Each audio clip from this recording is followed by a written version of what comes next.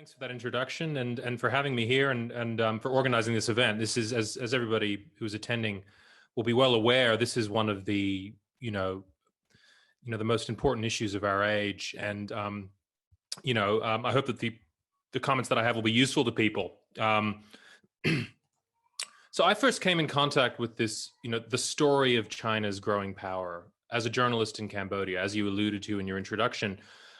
I traveled to the country in 2008 to take up a job at a local English language paper. And I ended up spending 8 years in Cambodia, living and reporting there.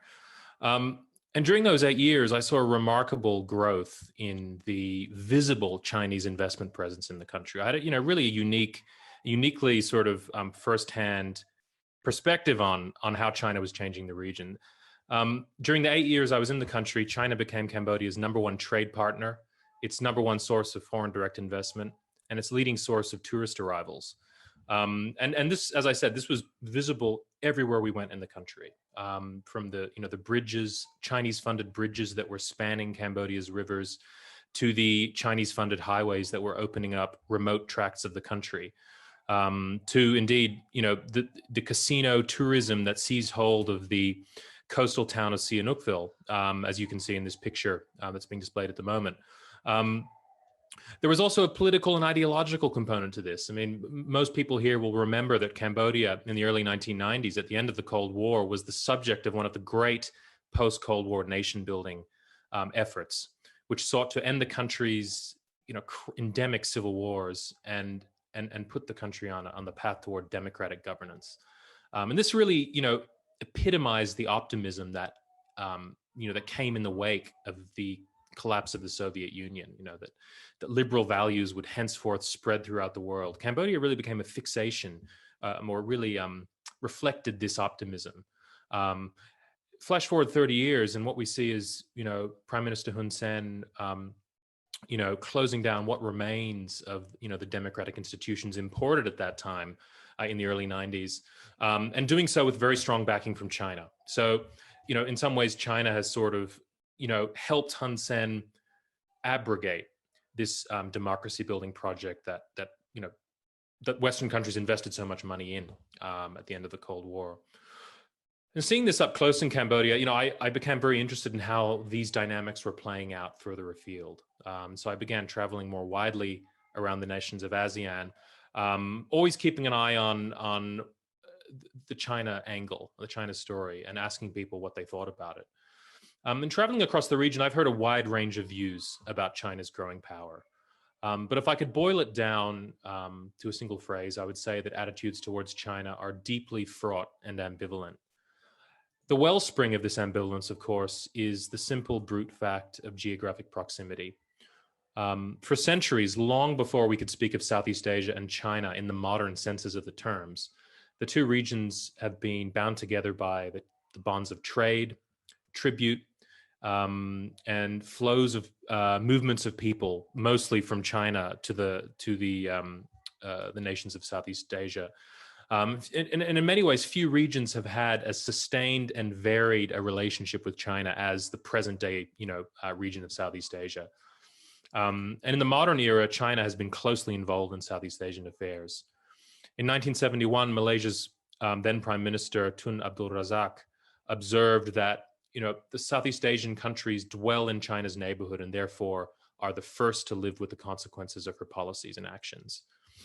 This was true after the founding of the People's Republic in 1949, when Southeast Asia became Chairman Mao's laboratory of revolution. And it's similarly true today in an era of expanding Chinese wealth and power. For China's present government, proximity naturally makes Southeast Asia a region of crucial importance. We can best grasp this if we consider China's basic security dilemma. Gazing out from Beijing, Asia is a claustrophobic place. Around China's land borders, it's bordered by two nuclear-armed powers, India and Russia. And off its eastern coast, it confronts a chain of U.S. treaty allies running from, Japan to South Korea to the Philippines, and also in some senses including Taiwan, which is also been historically close to the United States. And And so Southeast Asia is the one region where there is not an incumbent great power in that sense. And it's Chinese strategists have always viewed it as a region where China can break what it perceives to be a chain of encirclement, sort of, constraining China's ambitions. It's also important economically for some of the same reasons. As China's economy grew in the 80s and 90s, Southeast Asia became, a crucial, lifeline. The sea lanes of communication that run through the South China Sea and the Malacca Strait that lies between Indonesia and Malaysia. China relied on these sea lanes in order to gain access to global markets for its exports and also for the import of crude oil from the Middle East. As its economy has grown, it has become ever more reliant on these maritime routes. And so the question of how to secure these sea lanes of communication became ever more pressing. And this really, I think, is the root strategic logic of China's expansive claims over the South China Sea. Beijing, views this region in a similar way to the way the United States views and has viewed the Caribbean, as its own domain, the control of which is crucial to its long-term security. For Southeast Asia, on the other hand, proximity to China, has been a very mixed blessing. As I've already suggested, the lure of economic opportunity, of being plugged into China's giant economy, coexists with fear and trepidation about what a powerful China will mean for the region's future. And in recent years, this proximity has, in certain important senses, been increasing. In the mainland parts of Southeast Asia, Myanmar, Thailand, Laos, Cambodia, and Vietnam, new infrastructure networks have broken through what was once a nearly impermeable barrier of mountains and forests, which, in pre-colonial times, kept the various Chinese states and dynasties largely at bay. But today, new networks of highways, rail lines, and special economic zones have opened the mainland region to a transformative southward sweep of Chinese investment and immigration. China's damming of the upper reaches of the Mekong River has also given Chinese dam engineers a huge amount of power over the southward flow of a life-giving resource upon which tens of millions of people in the mainland Southeast Asian countries rely. We see a similar collapsing of distance at sea, where China has broken with the continental focus of the old Chinese dynasties and ventured out into the oceans, in large part to safeguard and secure the vital trade routes upon which its economy relies. And this also represents something of a historical anomaly. The various Chinese empires tended to be focused on the threats from land, from the northeast. The northwest, and the steppe peoples like the Mongols and the Manchus, who historically, repeatedly overthrew various Chinese dynasties. There was only a very brief period in the Ming dynasty that China really could be described as a maritime power. But again, we've seen a buildup over the past few decades as China seeks to build up a powerful navy that is able to safeguard its interests in the region. And here too, we have mammoth infrastructure projects anchoring this maritime push. In this case, I'm referring to, of course, the dredging and reclamation of artificial islands in remote parts of the South China Sea. And so this maritime push, as well as similarly collapsed the distance that once separated China from the peoples and states of the Malay archipelago. So for all the nations of Southeast Asia, China and its people and the power of its state loom larger than ever before. Naturally, this growing proximity and the increased Chinese assertiveness that has accompanied it and to some extent driven it forward has reawakened memories of China's past actions in the region. This includes the PRC's support for communist insurgencies during the Cold War, as well as the vexed question of China's relationship with the region's ethnic Chinese diaspora communities, a fear which in many ways predates the establishment of the PRC and has its roots in the rise of Chinese nationalism in the late 19th and early 20th centuries. China's growing investment presence in the region has also been accompanied by, various negative impacts that have elicited concern in Southeast Asia. One of them has been the environmental and social impacts of large-scale infrastructure.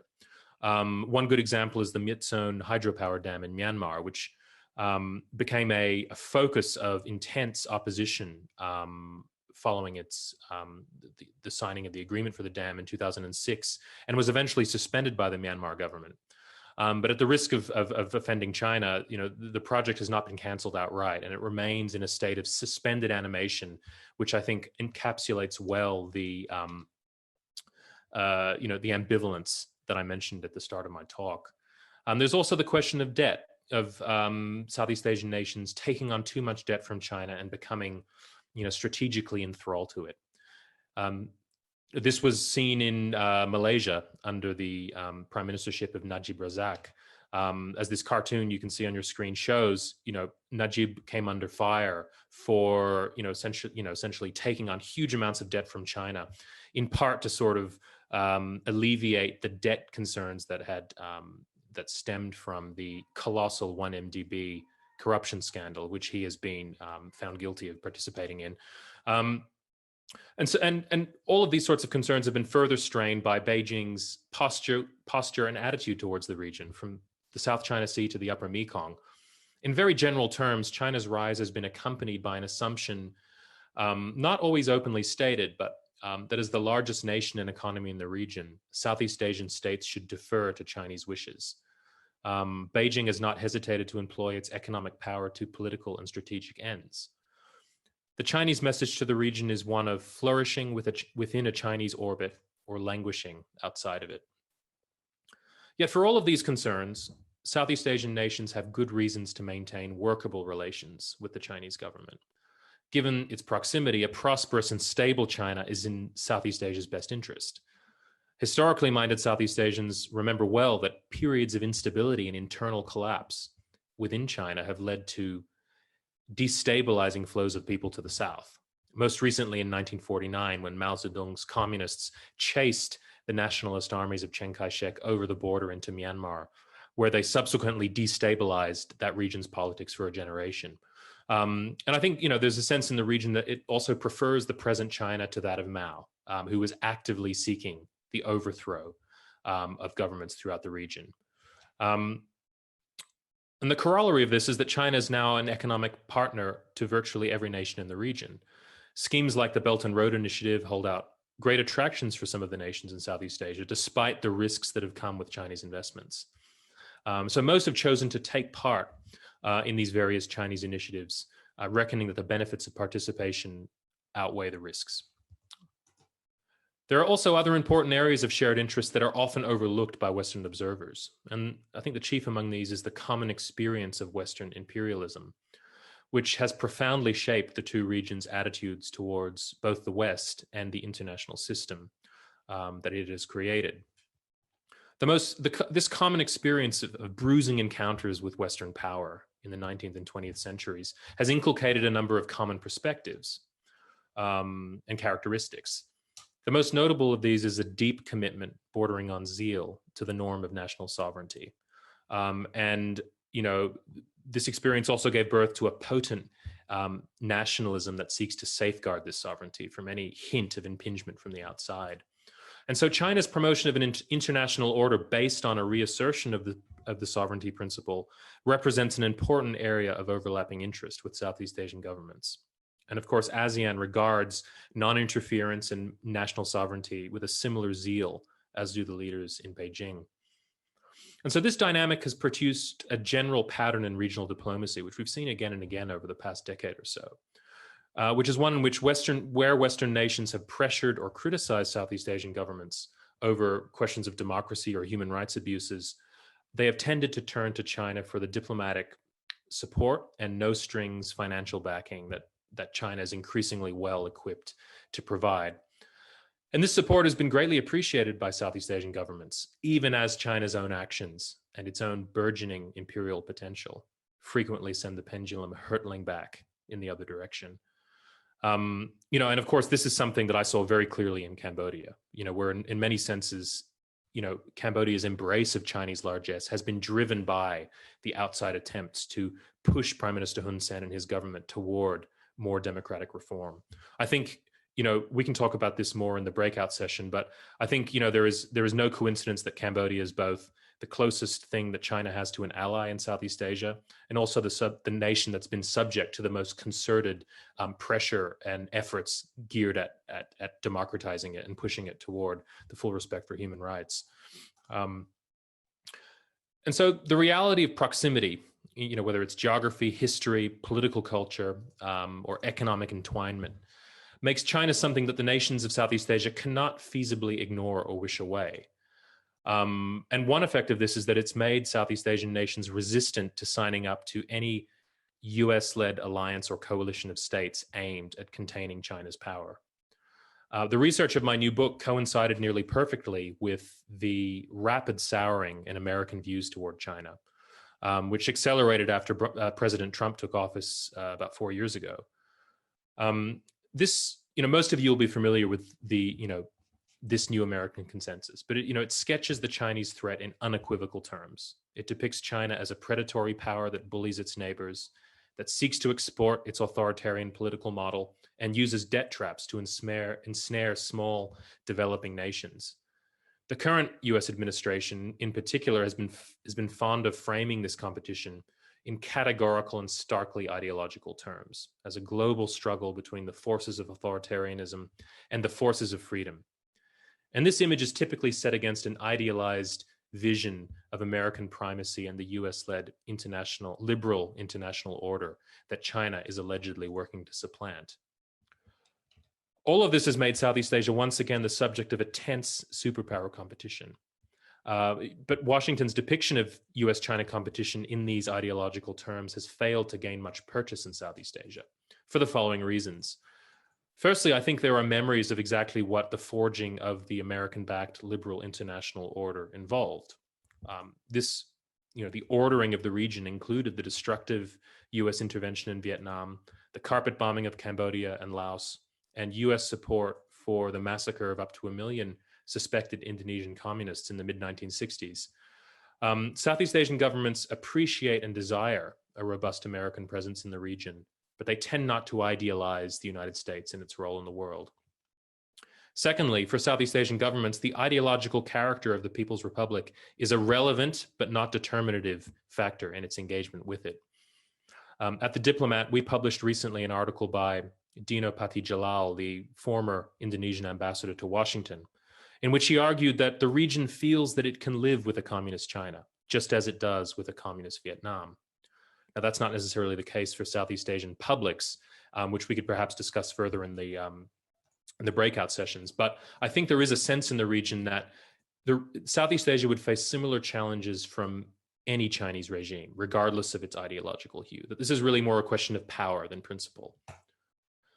So to conclude, today in Southeast Asia, the lure and opportunity of China and the fear of its expanding power exist in almost dialectical relationship, constantly feeding back and forth into one another. The product of this dialectic is a deep and abiding ambivalence about China's growing power, which as the latter's tensions with the United States continue to escalate, is placing additional strain on Southeast Asia's ability, both as a region and as individual states, to maintain its strategic autonomy.